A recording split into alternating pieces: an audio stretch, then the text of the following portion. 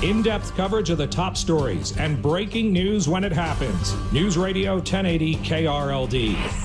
President Biden and the First Lady will be going to Buffalo, New York.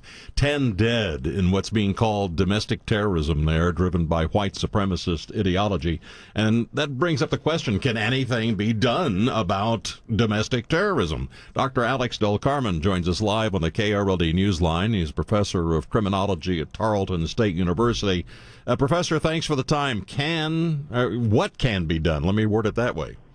Yeah, good morning, and thanks for having me again. Look, this is a very, very difficult, way for us in the law enforcement community to be able to predict and in some ways prevent from happening. Part of the reason why is because, people always love to play that Monday morning quarterbacking by looking back and saying, well, this person was given a mental evaluation, a year ago, but nothing was done about it. Well, there are thousands of people across the country on a daily basis that are given these mental evaluations. And it doesn't mean that law enforcement has either the right or the interest or the capacity to be able to do something about it. So, the short answer to your question is it's incredibly difficult to predict. I think we are doing all we can in terms of being able to scan, to isolate, to identify these events from happening, before they take place. But I think the challenge is ongoing. This kid's only 18 years old. How can someone that young be so indoctrinated in this hatred that they would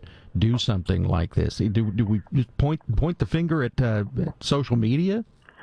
Well, I think social media is a tool. I don't blame social media per se, right? Social media can be a wonderful thing. It's saved people's lives. It's helped out countless of people across the globe. But at the same time, I think that social media can be a tool by which a lot of these young people, not necessarily young, but sometimes young people can become radical, right, by virtue of what they read, believing that what they read is true, and in some ways being able to reenact those ideologies, in person. And look, you look at what happened in Buffalo, which is a horrible tragedy, but no question, this was pre-planned, premeditated. There was an ideology behind it.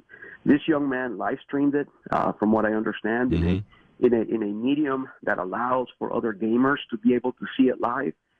Clearly trying to inspire others, trying to leave a legacy for what he was doing, and started shooting people in the parking lot. So this guy was out for blood, and unfortunately we will see more and more on those circumstances until we're able to identify these cases early on and hopefully be able to educate people.